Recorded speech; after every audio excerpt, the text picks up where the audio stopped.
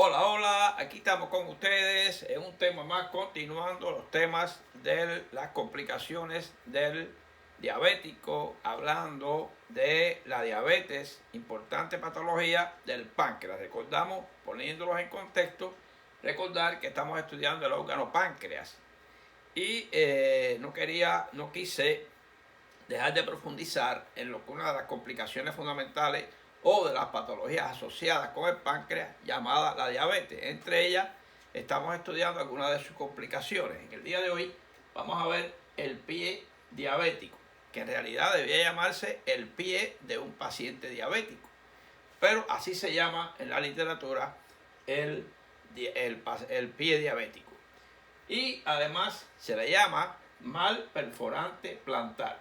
¿Por qué? Porque este pie diabético, por las características que vamos a explicar en el día de hoy, y ya habíamos visto un tema hace unos días atrás, hablando un poquito de cómo habían puntos de apoyo de acuerdo a la forma ósea del pie, y lo vamos a recordar en el día de hoy, y que favorecían junto vamos a decir, mal desarrollo de la circulación o las complicaciones que sufre la circulación local en un pie del paciente diabético en sus puntos de apoyo, asociado a la pérdida de lo que es la sensibilidad, que no se recibe igualmente como en un pie normal de un paciente normal la sensibilidad de una úlcera en el pie, en la planta del pie.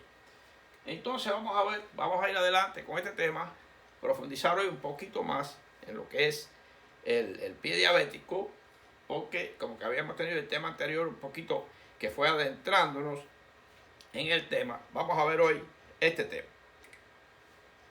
Un poco de anatomía del pie. Vamos a mencionar un poquito de anatomía del pie. Recordad que no estamos estudiando, no estamos en el capítulo de miembros superiores o inferiores, como veníamos organizando el canal, pero vamos a mencionar algunas, recordar hoy algunas arterias, algunos nervios, cómo está distribuido un poquito esto, porque ahí es donde va, esas arterias que llegan al pie o esos nervios que llegan al pie se afectan, y el pie, al estar un poquito alejado lógicamente de la parte más central de nuestro cuerpo, sufre estas alteraciones. Vamos a ver entonces un poco de anatomía del pie, algunos músculos, irrigación, inervación de sus músculos, diabetes, sus complicaciones, mencionarlas, las fundamentales.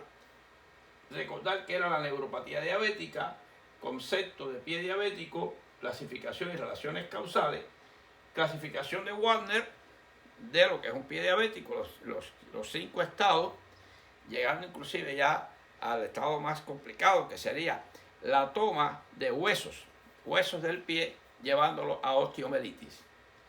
Y tratamiento general y profiláctico. Aquí tenemos ya una lesión, un pie, un paciente que tiene una lesión, posiblemente, si es un paciente diabético con estas alteraciones, esa pequeña ulcerita, esa lesión no la siente.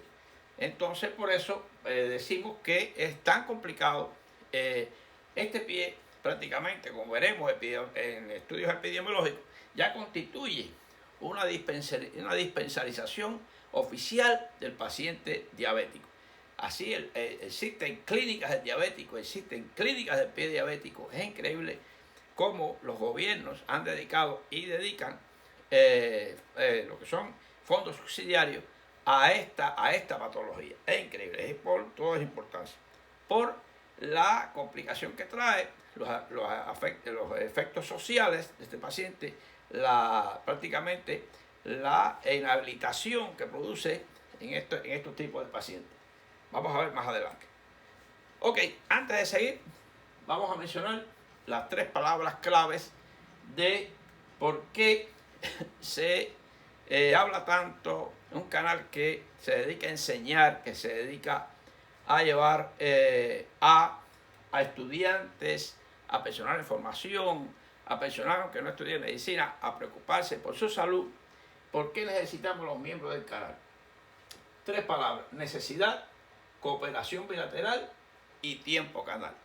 Lógicamente, porque cuando se es miembro del canal, si ustedes entran a la pestaña que pueden hacerlo, join o unirse, pueden revisar los distintos niveles y puede ser que usted, ya le digo, no necesite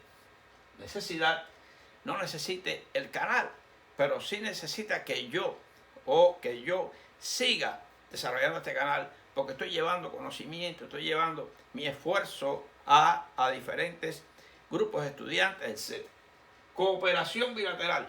Allá esto sí entraría en una persona, un estudiante, un interno, un personal de salud que quiera intimar conmigo, ya vea por interno, ya sea, y pagando una pequeña cuota mensual, me ayudaría a mí a aumentar el tiempo canal, dedicarle más tiempo al canal, dedicarle más tiempo a esto que sabemos, a esto que hemos aprendido, porque es una cuestión bilateral. Yo lo aprendí y yo lo quiero compartir, pero se necesita tiempo y el tiempo es oro, como se sabe.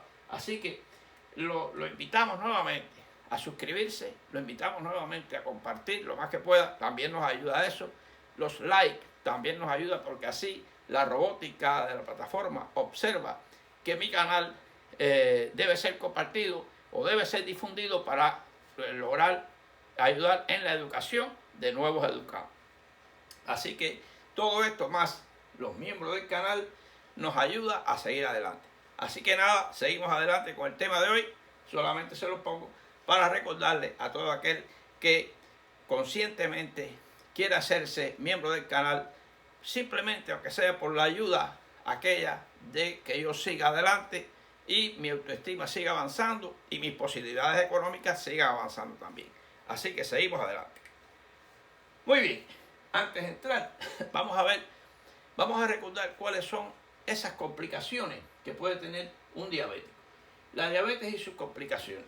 Hay dos complicaciones básicas importantes, que sería la vasculopatía diabética, la microangiopatía, que afecta la vasa vasorum y la vasa nervorum.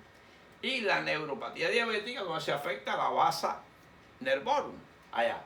Estas dos complicaciones pueden tener subcomplicaciones, que sería la retinopatía diabética, muy importante, y la nefropatía diabética, y la retinopatía diabética.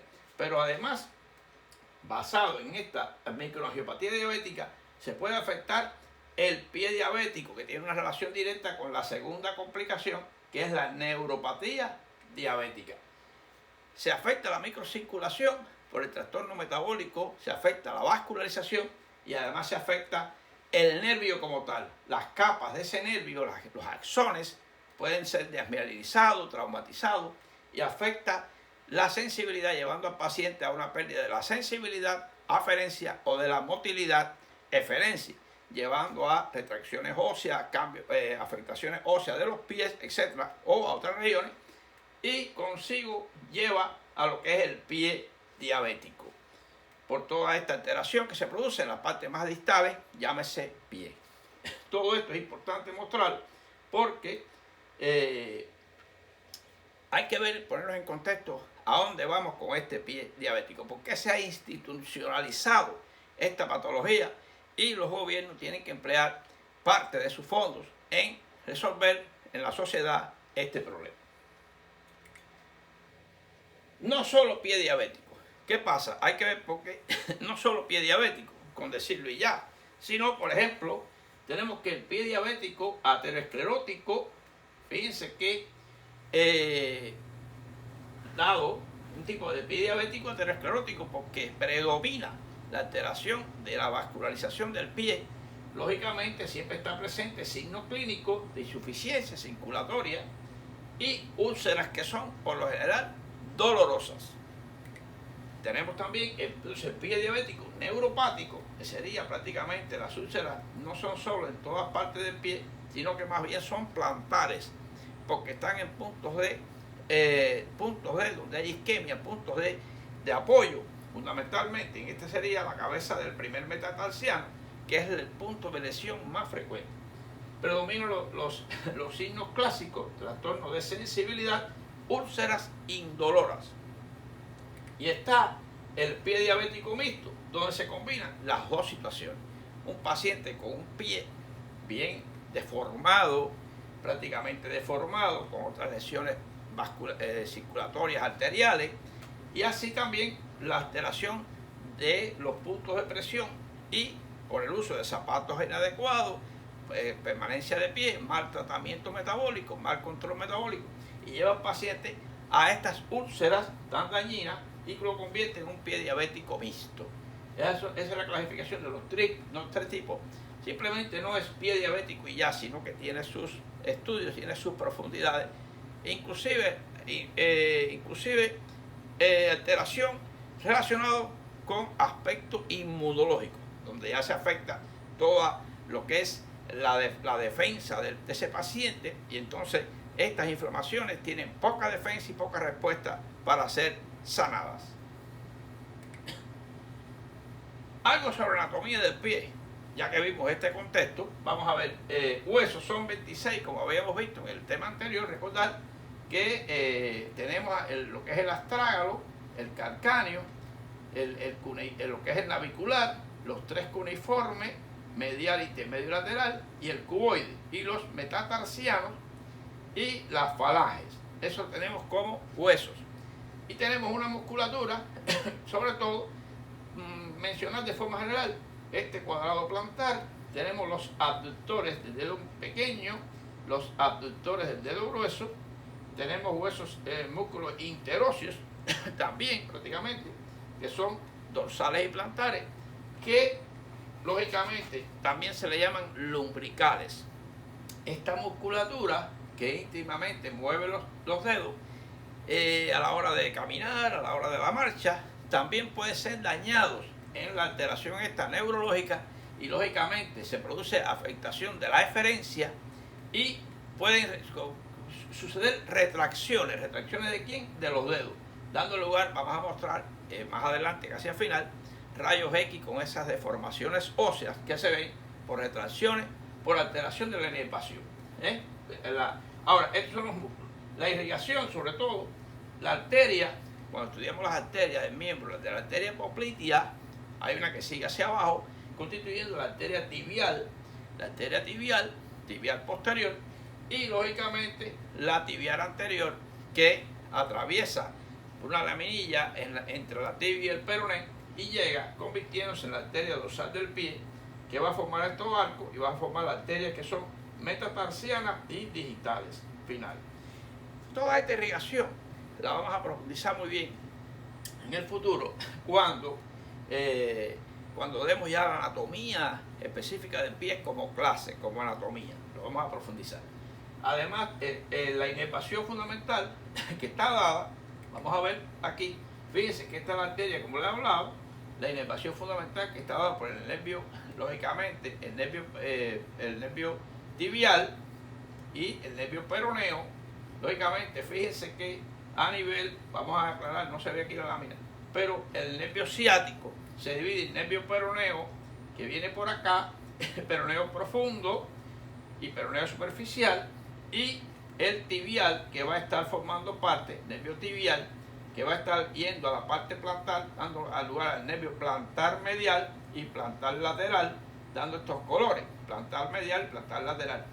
Y está, vamos a ver, lo que es el nervio fundamental, el peroneo, como le decía, que va a ir a inervar la parte de piel y músculo de los que son los plantares dorsales, los dorsales del pie. Y esta que van a inervar los músculos metatarsianos plantar. Esta inervación, vamos a verla, quiere decir que este pie, ahí lo vemos, ahí es donde se va a hacer el examen futuro, como que monofilamento, de los 10 puntos fundamentales, 1, 2, 3, 4, 5, 6, 7, 8, 9 y 10, y 10 aquí, son 10 puntos fundamentales que se exploran para ver todas las terminales nerviosas de ese pie, por su falta de irrigación y su problema en la inervación. Es importante. Por eso la arteria tibial anterior y posterior, arteria dorsal del pie, que es esta, que trae la irrigación ya final, nervios tibial y peroneo superficial y profundo. Como les decía, esto es un área ya de la división del peroneo. Aquí está el peroneo, aquí y este es superficial para la piel y el profundo que va a inervar lo que sería la inervación de estos músculos más profundos interóseos o lumbricales. Por eso le digo que es un repasito para tener en cuenta qué nervios son los que se afectan, qué arterias son las que, estas arterias ya, finalmente, estas que son ya interóseas, las arterias de este arco del pie, de este arco que está aquí, arco profundo aquí, y ya estas arterias se van a lesionar en lo que es la parte de la lesión de los vasos sanguíneos, de las arterias más pequeñas. Ok, además tenemos, recordando los mismos ángulos que habíamos visto en estos días atrás, como ángulos que, esto es un pie plano, esto miren el ángulo este que habíamos estudiado, que el normal viene siendo aproximadamente entre 15 a 16 grados aproximadamente, y este ángulo de 33 grados que es el ángulo astrágalo tarsiano, de lo que es esta línea con este astrágalo aquí, y esta línea son unos 33 grados. Estos son los ángulos normales, ángulo astrágalo calcáneo. Es importante recordar esto para ver por qué, porque mientras más una alteración, más puntos de apoyo, de presión existe en este paciente. Un pie normal va a tener una presión normal de acuerdo a los ángulos del pie. En este paciente diabético. Aquí está otro ángulo importante que habíamos visto, la línea de los metatarsianos y huesos de aquí, de la segunda línea, con el calcáneo aquí, que es normal entre 120 y 130 grados. Este ángulo que habíamos visto. Bien, seguimos adelante. Ahora, el pie diabético, algunos comentarios básicos epidemiológicos importantes. Este es el pie diabético, ustedes saben que se produce por toda la lesión que hemos hablado, pero fíjense que aproximadamente el 15% de todos los pacientes que padecen diabetes mellitus desarrollarán en algún momento una enfermedad por lesión del pie. El 15% es bien significativo, es un dato bien importante de que esto puede suceder en un paciente diabético. Muchas veces inclusive, aunque esté bien controlado metabólicamente. Así que es una epidemiología bien seria que está demostrado. Tenemos además que se asegura que más del 25% de los ingresos de los pacientes en Estados Unidos, Gran Bretaña, están relacionados con problemas en los pies. Fíjense cómo voy para que ustedes vean la importancia no solo epidemiológica, sino social e institucional de los sistemas de médicos de salud de todos los países de este mundo. Está bien establecido que la secuencia ulceración, infección y gangrena están relacionados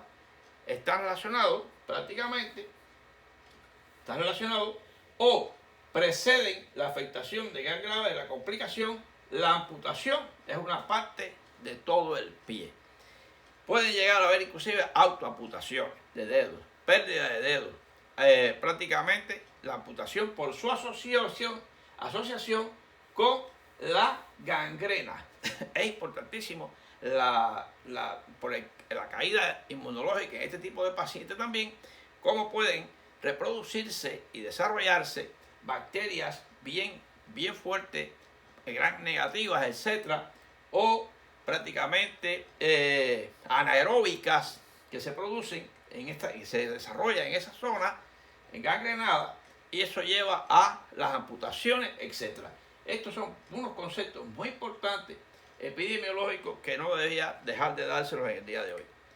Y de esto se desprende que todo lo que hagamos por la prevención de lesiones en pacientes diabéticos y asegurarnos un mejor pronóstico futuro de este paciente. Desde que se dispensariza, desde que se conoce que es diabético, hacérselo saber a la familia, hacérselo saber a él y darle un seguimiento constante metabólico a este paciente. Educación, higiene y todo a este paciente. Ahora bien, una consideración importantísima epidemiológica. El pie diabético es una alteración multisistémica. No es solamente que es el pie del paciente. esa úlcera, no la úlcera del paciente, no, es un paciente con una úlcera en la planta del pie, neurológica, vascular, osteoarticular. Lógicamente, según las clasificaciones, el pie diabético puede parar en una lesión ósea, es un problema ya de los huesos del pie, que si no es precozmente diagnosticada, tratada, conlleva a elevado porcentaje a amputaciones. Ya esto ya con un coste, lógicamente, elevado, sanitario y social. Lógicamente, en 1997 la Organización Mundial de la Salud prácticamente cifraba sus estimaciones de diabetes mellitus de prácticamente del 1% de la población mundial, 124 millones de personas. De ellas correspondían 4 millones de tipo 1 y 120 millones a tipo 2. Increíble cómo, lógicamente, la tipo 2 es más frecuente porque tiene otras asociaciones.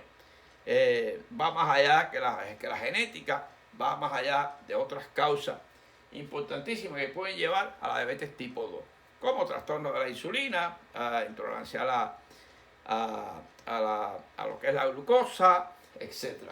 Y otras causas pancreáticas que pueden llevar a la diabetes tipo 2, la diabetes, la dieta, etc.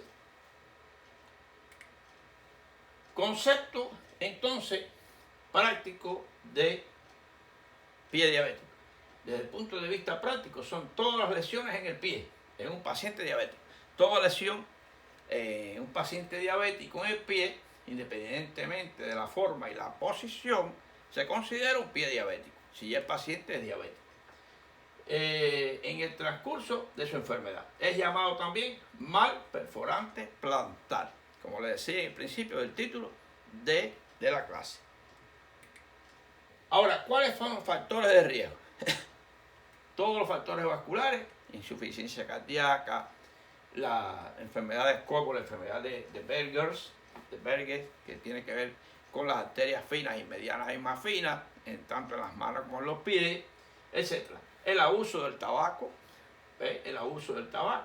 hipertensión arterial, la hiperglicemia, la hiperinsulinemia o, lógicamente, el hiperinsulinismo o el hipoinsulinismo, obesidad, hiperlipidemias, lógicamente, mal control en el tratamiento del paciente diabético, uso de zapatos inadecuados, lógicamente, enfermedad vasculares periféricas asociada a la enfermedad de Raynaud, también ya la estudiaremos próximamente, tromboyleitis obliterante, Berger disease, etc. Lógicamente, la obesidad, otros trastornos metabólicos, etc., tienen relación con esta enfermedad. Son factores de riesgo. La hipertensión, ni hablar, lógicamente, y otros problemas vasculares, sobre todo periféricos, enfermedad de Takayasu, todas las enfermedades que tienen relación con alteraciones vasculares periféricas, tienen relación con el pie, son factores precipitantes de un paciente que ya tiene su diabetes y entonces lo lleva a lo que es el pie diabético. Ahora, factores básicos de etiopatogenia en la producción del pie diabético. Tenemos la polineuropatía periférica, lógicamente. Si este paciente, además de tener una alteración ya vascular en el pie, se altera la percepción de las lesiones, o sea, la aferencia, lógicamente, ya viene ese trastorno de la aferencia, va a provocar que la úlcera progrese más, porque no le duele, y lo que no duele, por lo general, recordar que el dolor nos cuida, nos protege, es un mecanismo de defensa. Por tanto, si no nos duele, prácticamente a veces no acudimos al médico y va progresando. Descontrol metabólico, enfermedad vascular periférica, la microangiopatía periférica, aumento inmediato de la glicemia y susceptibilidad a la infección, caída de la inmunología. Esta enfermedad tiene una relación en la etiopatogenia, la caída de la inmunología, porque va a progresar el tipo de bacteria que crece en esas úlceras del pie, llevándolo catastróficamente a la debacle, que sería el final, que son las amputaciones o autoamputaciones.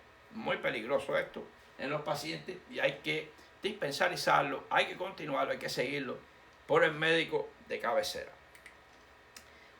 ¿Cuál sería una fisiopatología general del pie diabético?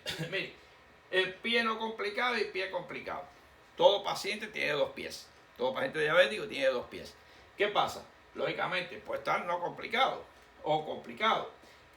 Si no hay pulsos arteriales adecuados, hay que ver, o si no pulsos arteriales, sí o no, y sin pulsos arteriales. Aquí está la duda, pero aquí ya no tiene pulso. ¿Qué pasa entonces? Que hay una lesión vascular o lesión destructiva desmineralizante en este caso, cuando ya los pulsos están alterados. Con síndrome angiopático lleva tratamiento rápido y obligatorio. Con síndrome neuropático, tratamiento. ¿Qué pasa? Que si tenemos la unión de las dos cosas, el fenómeno angiopático, como habíamos hablado, y el neuropático, cae en la parte de la neuropatía diabética. Y aquí, úlcera neuropática, se puede sumar la infección, la gangrena y tratamiento. ¿Por qué? Porque ya hay un pie complicado, que no hay irrigación arterial con ese oxígeno que debe llevar. Por eso es que vamos a ver al final cómo con el auxilio de la oxigenación hiperbárica se ha mejorado mucho en el tratamiento del pie diabético. Quiere decir que, muy independiente que haya pulsos o no, en el paciente la lesión destructiva y desmineralizante terminará con un paciente con lesiones indoloras, infectadas, que puede llevar a osteomielitis y amputación. Ese es el resumen prácticamente de este cuadrito. Por eso seguimos adelante. ¿Cuál es el diagnóstico del pie diabético? Lógicamente, demostración del control metabólico del paciente. Ya se conoce. Todo eso que hemos estudiado de la hemoglobina glicosilada, el control, valores altos de glicemia permanente, fiebre, taquicardia, leucocitosis persistente. Eso nos lleva a que ese pie está provocando ya un problema sistémico en el paciente. Signos locales, lesión que despide mal olor, lógicamente. Zonas cutáneas que despiden el mal olor. Eritema plantar, lógicamente. Edema del pie. Deformidades óseas, esas deformidades de retracciones, porque ya ha sido afectada, como les decía, esos nervios, esos músculos que son los más que forman parte del pie, los interóseos, tanto plantares como dorsales, etc., y retraen ese pie, dando lugar a amplias zonas de mayor contacto e isquemia. Presentación de linfangitis, lógicamente, y crepitación cerca de las lesiones. Esto habla de posibles bacterias productoras de gas en la zona, llamado entonces gangrena gaseosa o gas gangrene. Puede ser una gangrena seca, más rara, más bien es del pie ateropático, por causa aterosclerótica, pero en el caso de esta, por el tipo de bacteria que se suma, va a haber prácticamente productora de gas y va a haber una gangrena gaseosa. Muy importante el diagnóstico de esto es un tema, gangrena gaseosa, para verlo futuramente más, porque no solamente del pie puede haber una gangrena gaseosa. Puntos de presión, lógicamente, eminencias óseas, en los puntos de presión, como habíamos estudiado, ahí es donde va a estar más aplicado, cabeza de los metatarsianos, aquí es donde los puntos de presión más frecuentes, lesión ulcerosa y necrosis. Estos son los puntos de presión. En el dorso, cuando ya están las deformidades, pueden haber también en los puntos más dorsales de presión y en lo que sería the foot deformation. Aquí está, esta úlcera, aquí está en esta raya X, se puede ver bien ya la deformidad que vimos anteriormente, deformidades óseas, y aumenta aquí los puntos de presión. ¿Cómo se hace el diagnóstico de la neuropatía? Lógicamente, por exclusión, como habíamos hablado, paciente diabético conocido, la clínica que vimos anteriormente, la exploración física, el test de Semmes-Weinstein con el monofilamento, recordar los puntos, los que le había hablado, en los dedos, en las áreas nerviosas y en la parte dorsal aquí, entre el primer dedo y segundo dedo, ahí, en ese punto, para ver todas las áreas del pie que se examina. La parte de lo que es la división del nervio plantar lateral, plantar medial, hasta el área más próxima acá. Toda la sensibilidad. Y examen de 10 puntos frecuentemente por las complicaciones. Este sería el diagnóstico prácticamente de la neuropatía diabética. Esta lámina la habíamos analizado en el tema anterior. Con el monofilamento se hace el examen. ¿Cuál sería la clasificación de Wallner? De Wallner, 5 grados. Lesión y características. Lógicamente, no vamos a estudiarla toda. Vamos a ver cómo en a medida del tiempo. 0, prácticamente callos gruesos de cabeza del metatarsiano prominente, dedos en garra y deformidades óseas. Dedos en garra por la deformidad. Cuando ya hay deformidad se establece esta clasificación. Grado 1, úlceras superficiales. Grado 2, profundas. Grado 3, profundas, posiblemente con osteomelitis. Y prácticamente la 4 con gangrena ilimitada. Con gangrena limitada. Y el 5 con gangrena, lo que más hace esta clasificación es con respecto a la inflamación. No hay riesgo hasta la gangrena externa, que se ve que puede tomar más partes más superiores de la pierna o el pie. Lógicamente, si vamos desde callos gruesos con deformidades, etc., hasta todo el pie afectado, efectos sistémicos. En el grado 5, lógicamente, puede haber hasta un shock séptico, ya prácticamente. En todo esto prácticamente no lo vamos a analizar todo porque lo importante es esta parte de la lesión que cada vez va a estar más catastrófica, llegando a todo el pie afectado más efectos sistémicos. Lógicamente aquí se demuestra en rayos X, aquí lógicamente se demuestra en el rayos X la osteomelitis. Tratamiento profiláctico, que es el mejor de los tratamientos. Lógicamente, control de la presión, control del azúcar, control del peso y zapatos adecuados para diabéticos.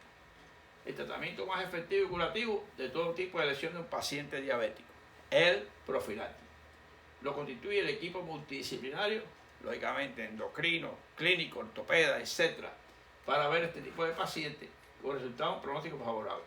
Control metabólico del paciente, disminución del peso corporal, importantísimo. Disminución del peso porque esto va a favor del control metabólico, pero además menos presión sobre los puntos de presión del pie. Uso de zapatos adecuados y suaves, los hay específicos para diabéticos. Evitar traumatismo en los pies. Las infecciones deben ser diagnosticadas, tratadas precozmente. Vigilar el estado hiperglucémico. Muy importante. Estos datos son importantes. El tratamiento profiláctico es el más importante de los tratamientos. Ahora bien, ¿qué se debe tener en cuenta? Se necesita asistencia especializada en casos de, si un paciente que ya es diabético, tiene control inadecuado de la glicemia, etc. Paciente no colaborador, paciente de bajo grado cultural, la cultura a veces no viene con lo de cuidarse, pero sobre todo un paciente diabético que coincide que es ingeniero, que es familiares de médicos, etc., una familia diferente, está más informado y puede ser que colabore más. Imposibilidad de asistencia domiciliaria, hay problemas, a veces no se puede hacer por problemas económicos, depende del país, no hay asistencia a la casa. Paciente séptico, descompensación diabética, celulitis ascendente, osteomelitis, si ya estamos en un grado 4 de Wallner, infección circulatoria precaria por el peligro de gangrena y que puede ser ya o una gangrena seca, dry gangrene o wet gangrene, gangrena gaseosa, que es la húmeda, ya gaseosa. Estos son deberá tenerse en cuenta esto para ver cuál será el pronóstico o insistir en el tratamiento del paciente. Tratamiento curativo, control metabólico estricto y fiscalizado.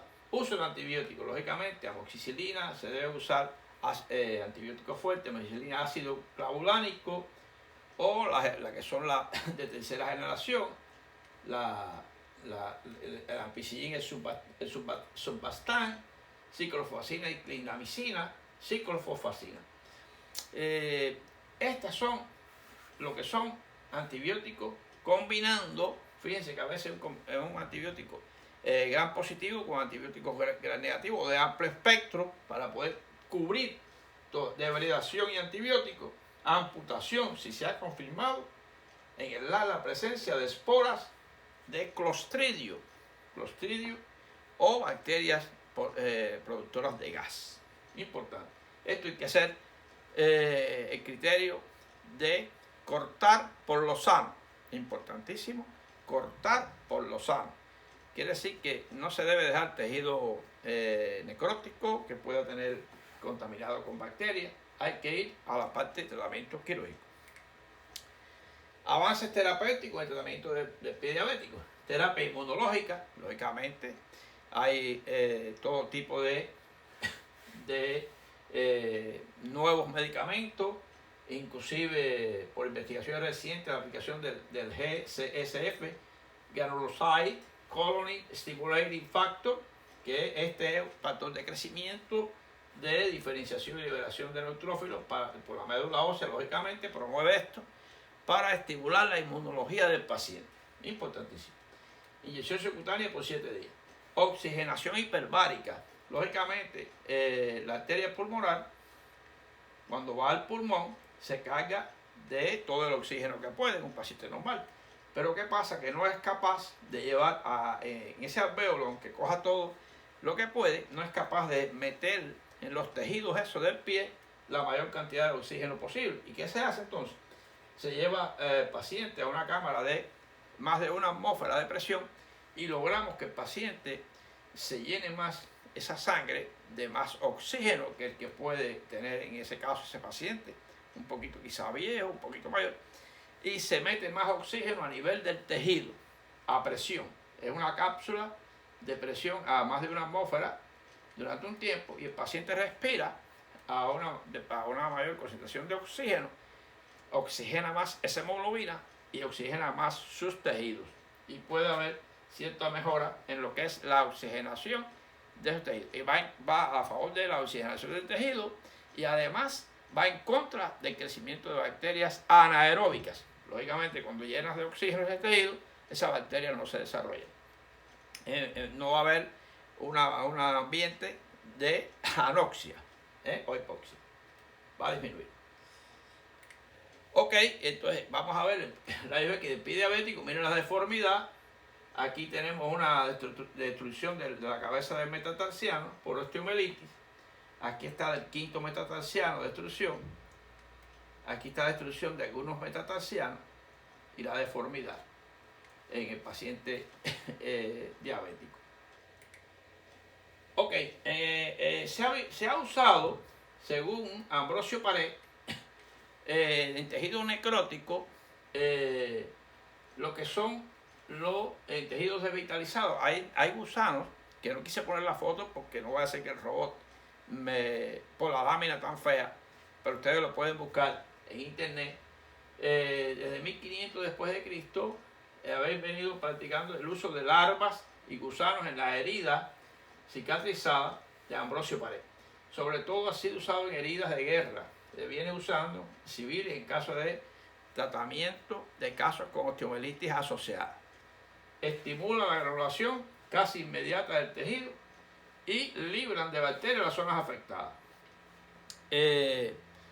Pueden buscar el uso de gusanos o larvas de gusanos en las heridas sépticas o la gangrena.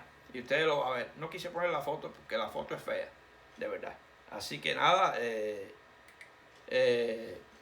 prácticamente con eso les adelanto el tema. El tema es bonito. Ustedes pueden profundizar más los aspectos inmunológicos en el paciente del pie diabético.